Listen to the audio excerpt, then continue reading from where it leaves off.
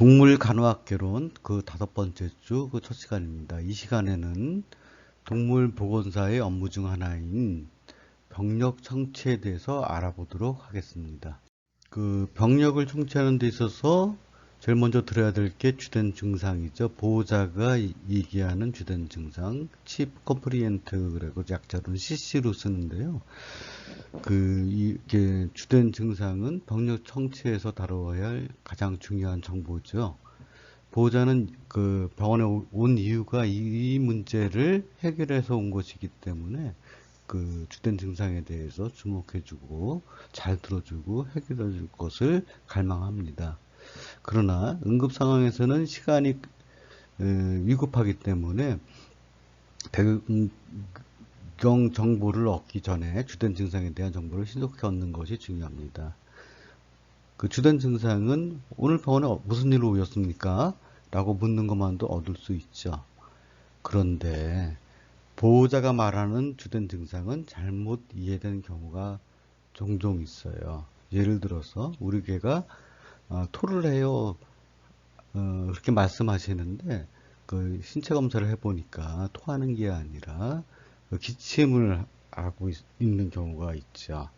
네, 이런 예를 들어서 그런 경우인데 그 보호자가 말하는 주된 증상은 굉장히 주관적인 증상이다 보니까 우리가 잘 해석하고 신체 검사나 병력 청취를 통해서 그 증상이 정말 맞는지 뭐 이런 것들을 잘 따져봐야 됩니다. 자, 그리고 환자는 또 둘 이상의 주된 증상이 2개 이상일 경우가 많아요.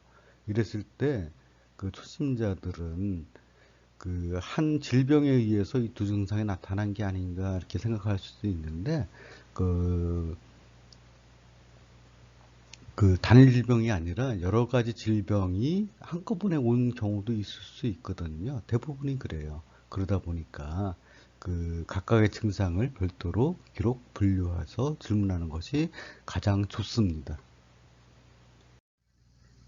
시급을 다투는 응급인 경우를 제외하고는 제일 먼저 그 주된 증상을 들은 다음에 그 진료부에다가 그 환자가 몇 살이 됐고 성별이 무엇이며 그 품종이 어떤 품종인지에 대해서 기록해야 되고요. 중성화한 수술을 한 여부도 적어놓는 게 좋습니다. 그리고 이전에 기록된 자료가 있다면 정확한지 그리고 최근의 자료인지 확인해 봐야 돼요. 예를 들어서 체중은 항상 변할 수 있죠.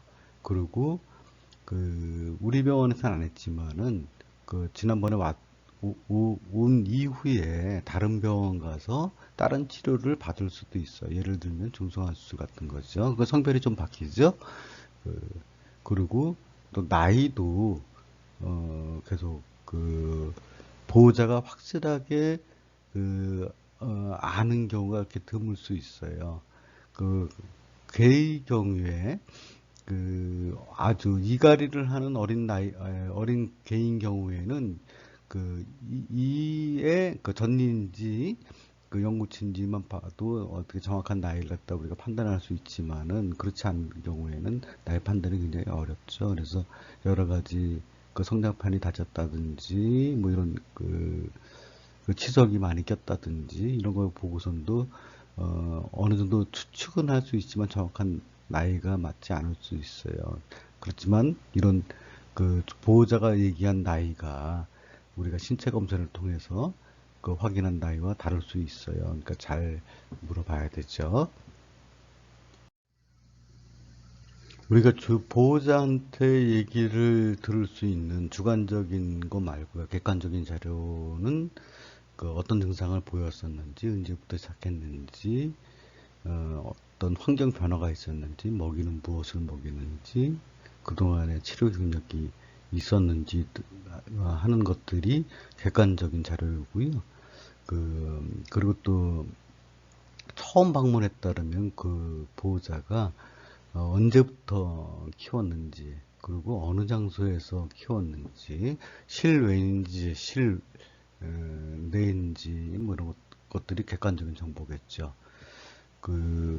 주관적인 자료는 주증상과 환자의 건강의 전체적인 상태 정도가 이제 보호자한테 들을 수 있는 주관적인 자료고요. 이런 것들을 우리가 병력 청취를 잘 하고 신체 검사를 통해서 객관적인 자료로 만들어야지 그 검사 계획이라든지 치료 계획을 올바르게 세울 수 있습니다.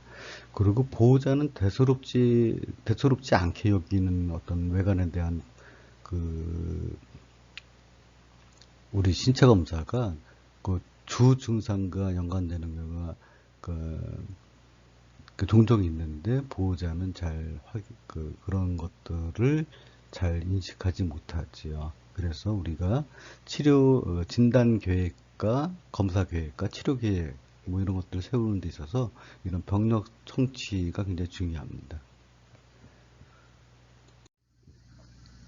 그 병력 청취에 있어서 환경에 대해서 그 환자가 처해져 있는 살아가고 있는 환경에 대해서 알아보는 게 굉장히 중요한데요. 어떠한 환경에서 자라는지가 진단의 실마리를 주는 경우가 굉장히 많아요.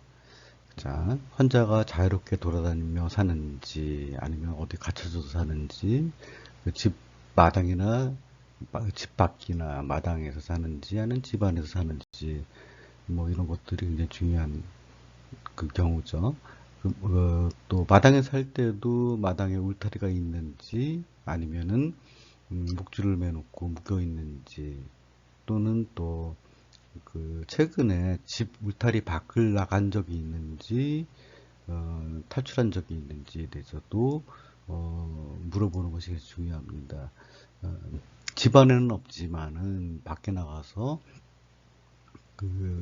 탈출했다든지 밖에 나갔던 경우에는 어떤 위험 요소, 독소 같은 그런 데에 노출될 수 있는 확률이 굉장히 높거든요. 그래서 그런 것들을 물어보면 중요하고요.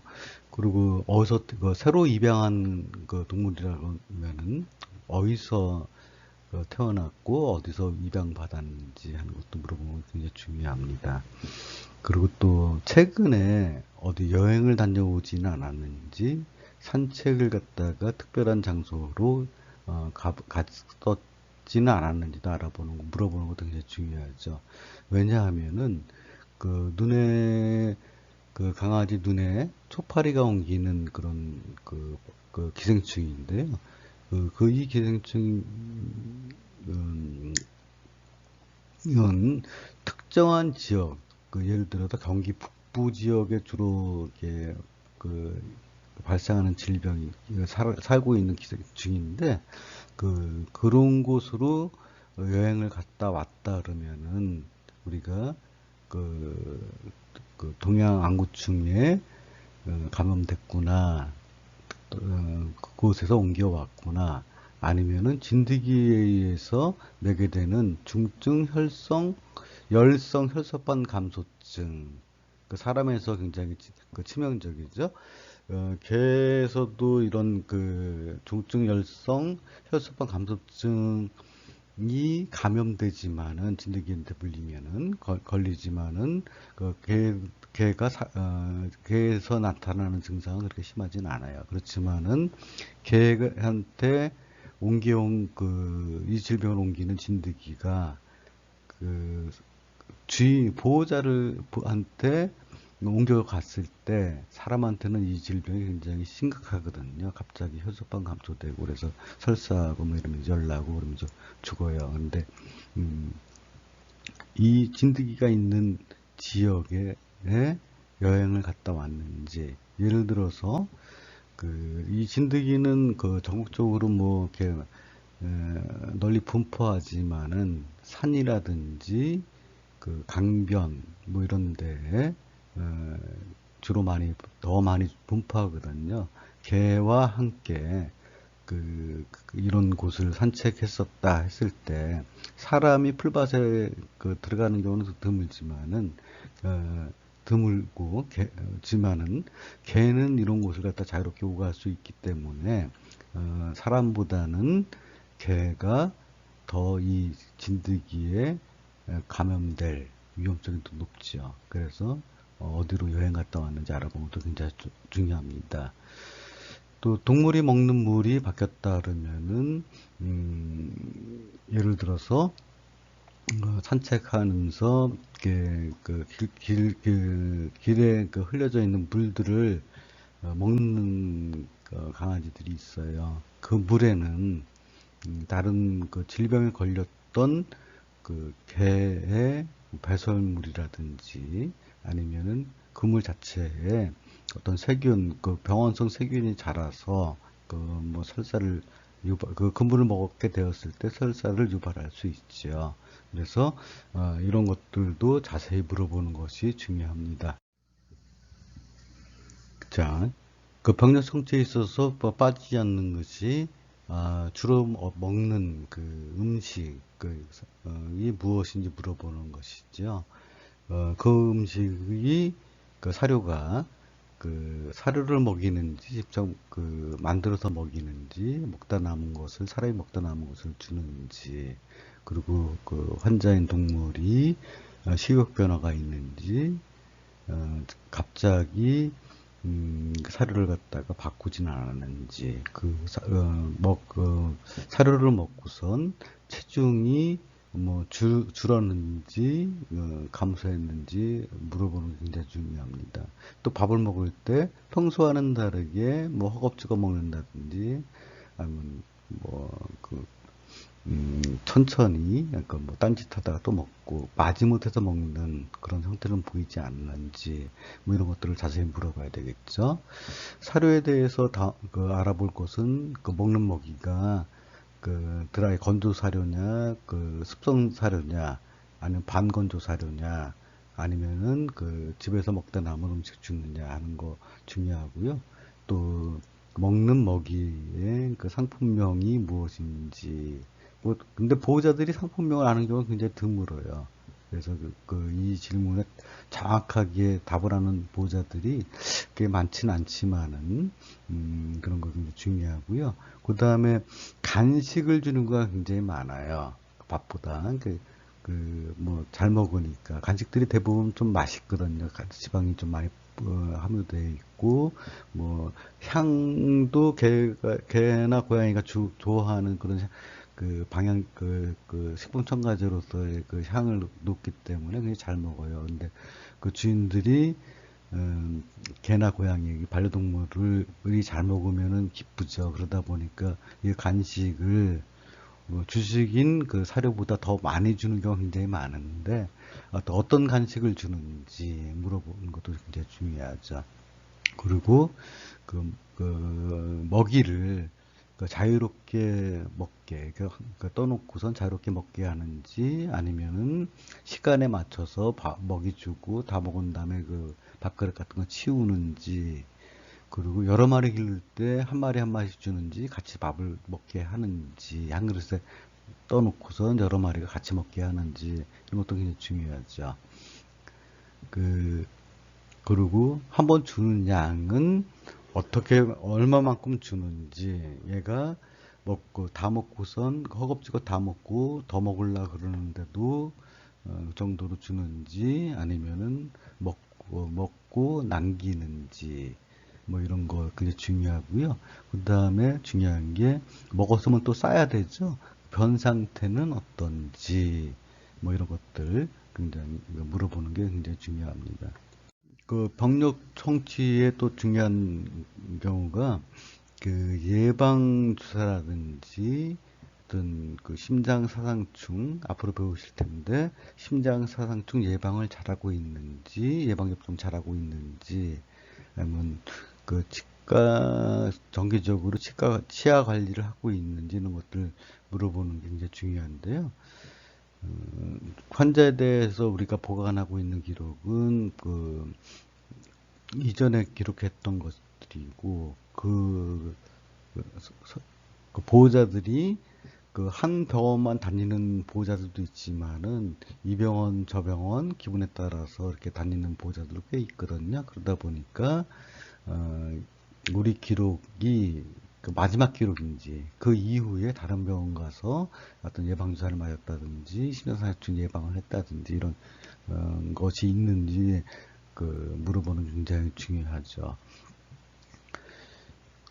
그리고 이제 보호자들은 그래서 물어봐서, 우리 다른 병원에 혹시 가서 이렇게 예방 주사를 맞았다든지, 심장사상도 예방을 했다든지, 기생충 약을 먹었다든지 한다면은, 그 날짜를 갖다가 우리가 업데이트 해 놔야 되죠.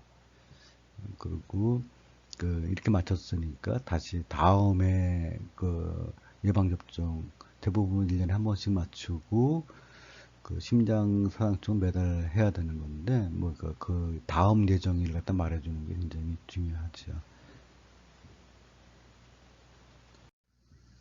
그 병력 성취의 또 중요한 파트 중에 하나가 기왕력, 그러니까 지금 앓고 있는 병, 뭐 당뇨병이라든지 고혈압이 있어서 그 혈압약을 먹는다든지 뭐 이런 것들 물어봐야 되겠죠. 그 수술 뭐 아파서 수술한 적이 있는지, 그 왜 이런 것들을 물어보냐면은 기존에 앓고 있던 질병이 지금 나타난 증상에 영향을 미치기도 하고 또 치료 계획에도 영향을 미치기도 하기 때문에 그런 것들 잘 물어보는 게 좋고요. 혹시 아까 말씀드린 것처럼 우리 병원이 아니라 다른 병원에서 그런 진단받고 약을 먹고 있는지 등도 꼭 물어보는 게 중요합니다. 그 수술을 했다면은 언제 수술했는지, 그리고 전에 알았던 그 질병들이 어, 언제 어떤 경과를 거쳐서 그 치료되었는지 회복되었는지 기록하는 것도 굉장히 중요하고요. 어떤 치료를 받았고 어떤 효과가 있었는지도 적어놓는 게 굉장히 중요합니다. 근데 또 이런 것들에 너무 집착하다 보면은 그 주된 오늘 병원 온 아파서 이유 있잖아요. 거기에 대해서 등한시될 수 있으니까 그러니까 적당히 그 해야 되겠죠. 저 앞서 말씀드린 여러 가지 병력을 갖다 물어보고 들었는데요. 이때 그 중요한 몇 가지 포인트를 말씀드리겠습니다. 그 병력 청취할 때 첫 번째 단계는 일단 고객과 공감대 형성하는 거죠. 그러기 위해서는 고객에게 먼저 자기를 소개하는 게 굉장히 중요해요. 내가 누구다 하는 걸 갖다 얘기 안 하는 경우가 굉장히 많은데, 제가, 호소동물병원, 동물보건사, 누구누구입니다. 그리고, 우리 코가 굉장히 많이 아프겠네요. 많이 힘들어 하네요. 뭐, 이렇게 좀 관심을 좀 표명해주고 나서, 앞으로 제가 여쭤볼 것들이 이런 이유로 코골 갖다 빨리 낫게 하기 위해서 필요한 것들을 여쭙는 거니까 좀 잘 협조를 해주시면 고맙겠습니다 하면서 이렇게 말함으로써 고객과 공감대를 형성하는 거죠. 그렇게 되면은 공감대가 형성되면은 보호자들도 편안함을 느끼게 돼서 병역 청취하는데 좀 더 적극적으로 도움을 주실 것입니다.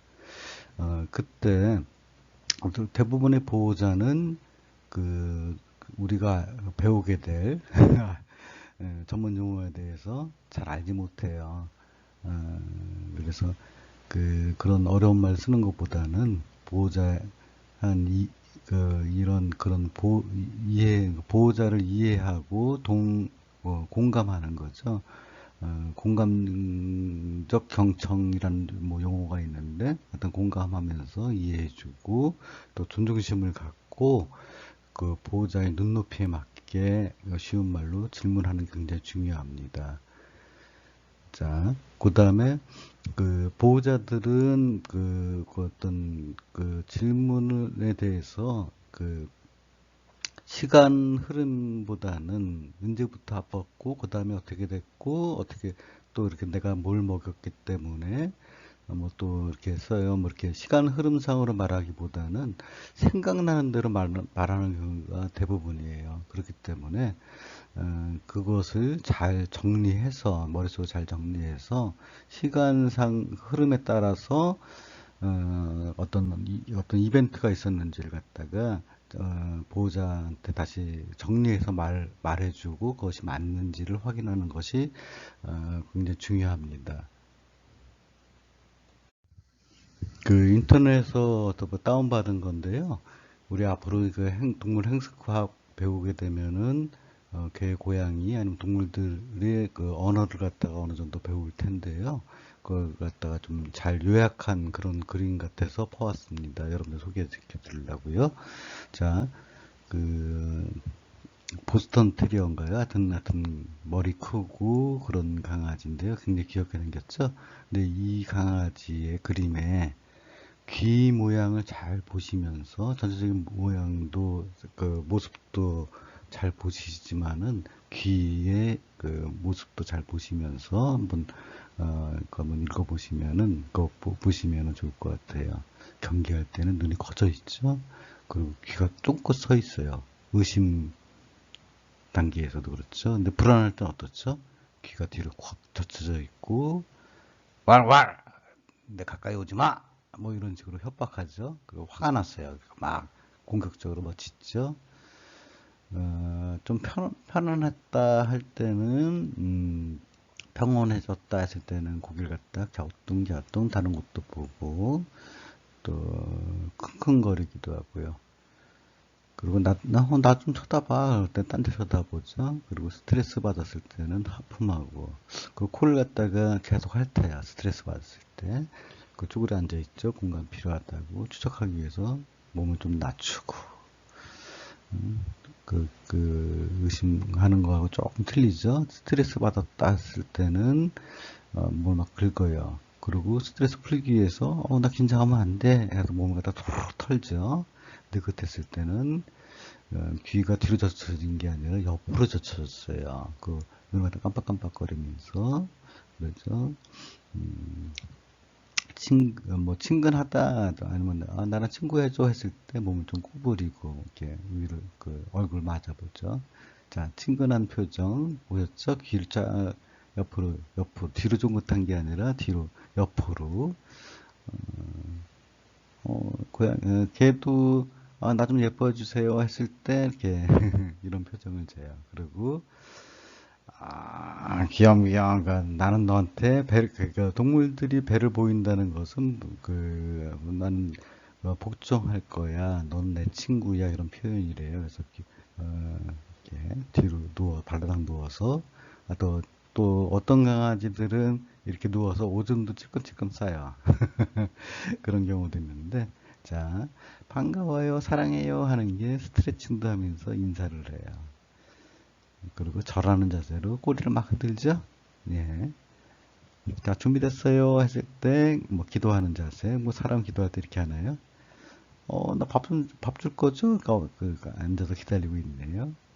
그 강아지들도 호기심이 있고 궁금했을 때 고개를 갸웃갸웃 해요. 너무 기쁠 때, 꼬리를 갖다 막 흔들죠. 때렸을 때, 뭐, 이런 표정. 강아지들은 어디든지 만져주면은 굉장히 좋아해요. 그래서 계속 뭐 긁어줘도 좋아하고 그랬을 때 이런 표정 짓는다 그래요. 자, 뭐 병력 청취하는 동안에 우리 옆에 그 환자인 동물이 있을 거예요. 이런 언어들 갖다가 조금 알게 되면 강아지가 어떤 상태구나 이런 것도 보호자 얘기하면서 이렇게 봐주시는 것도 굉장히 중요한데요. 우리 길에서 개를 만났을 때, 친해지는 방법이, 이제 잘 모르신 분들은 바로 손을 내밀고 머리를 쓰다듬으려고 그러는데, 절대 그러면 안 돼요. 개들은 일단, 어느 일정한 거리 안에 누군가가 들어오고, 막 이랬을 때 굉장히, 경계를 하거든요. 그러다 보니까 아주 사회화가 완전히 잘 돼 있는 개들은 뭐 별 탈이 없겠죠. 대부분의 개들은 굉장히 경계해요. 그래서 일단 그 동물 친구가 나를 갖다가 관심 가져 하고 뭐 스캐닝을 다 해요. 이렇게 눈으로 한번 보고 와서 킁킁 냄새도 맡아보고 그래서 얘 별거 아니네. 뭐 나한테 공격적인 사람 아니네. 이렇게 경계심을 풀었을 때, 경계심을 풀었고 느긋해졌을, 평온해졌을 때 제일 먼저 해줄게 이름을 불러주는 거예요. 내가 너 만져도 돼? 내 냄새 맡아봐. 이 정도 해주면은 굉장히 친숙해지는데, 이렇게 동물 환자하고 이런 공감대 형성하고 병역 청취하면서 어떤 공감대를 형성하는 게 다음 시간에 말씀드릴 신체 검사하는데도 굉장히 중요한 그런 과정이죠. 자, 이번에는 고양이의 언어입니다. 그 왼쪽에는 전체적인 모습하고 어떠한 상태인지를 갖다가 잘 정리해 줬고요. 오른쪽에는 얼굴 모양, 위에는 얼굴 모양. 자, 오른쪽 위에 보면은 어텐티브, 뭐 경계하는 거죠. 그래서 눈이 일단 커지고 그 뚜껑이 굉장히 커져요. 그리고 왼쪽에는 이제 릴렉스 돼 있어요. 그런데 고양이가 좀 공격적이 되려면은 일단 귀를 갖다가 약간 바깥쪽으로, 아까 경계한다든지 릴렉스 됐을 때는 귀 모양이 쫑긋 써 있는데 귀를 뒤로 돌리죠. 그러다가 아주 공포에 스러우면은 귀를 갖다 완전 뒤로 적게요. 그런 표정 짓고요. 그 다음에 고양이들 학학거리죠. 입 벌리고 그러는데 그래서 겁났다는 표시예요. 자, 전체적인 자세 보면은 어그레시브 할 때, 공격적이 됐을 때 꼬리를 갖다가 꼬리 모양 잘 보세요. 위로 올린 것 같으면서 끝부분은 밑으로 쳐져 있어요. 그 다음에 무서울 때는 꼬리를 갖다 완전히 등으로 세워서 등에다 붙이죠.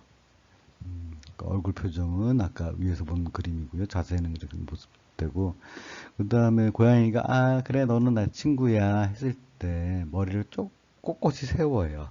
그리고 꼬리도 세우죠. 세우고 이렇게 하는데요.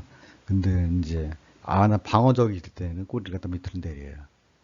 요걸 어느 정도 이해하신 다음에 고양이들 몸 언어가 이렇구나 이해하시고, 다시 왼쪽으로 가서 보시면은 편안한 상태, 그리고 공격적일 땐 어떻죠? 고양이들 앉아있을 때 꼬리를 갖다 가만두지 않아요. 이렇게 흔드는데, 꼬리 끝만 가끔 실룩거리네요 할 때는 약간 짜증났다는 소리예요. 아니면은 생각의 골똘히 잠겨 있다는 표시고요. 그리고 꼬리는 가만히 있는데 꼬리 끝이 힘있게 흔들려. 그렇다면 이게 뭔가에 화가 났다는 표시래요. 그런데 꼬리 끝만이 아니라 꼬리 전체를 갖다가 좌우로 흔들어요. 그럴 때는 나 화가 되게 많이 났어요. 그런 몸짓이고요. 자, 이제 꼬리를 세웠어요. 그리고 털이 또 곤두 서 있어. 야, 너 준비해. 나 이제 너 공격할 거야. 표정은 어떻죠? 얼굴 표정이, 귀는 옆으로 서 있었겠죠. 근데 꼬리 끝이 좀 말려 있고 털은 곤두 서 있는, 꼬리에 털은 곤두 서 있는데 꼬리 끝이 완전히 세워진 게 끝은 좀 말려 있어요. 너 계속 그러면 내가 이제 진짜로 공격할 거야 같은 그런 뜻이고요. 근데 꼬리가 세우지는 않고 꼬리가 아래로 부풀어져 있지만은 앞으로 쳐져 있어요. 그럴 때는 어떤 거죠? 겁이 났다는 표정이 몸짓이래요.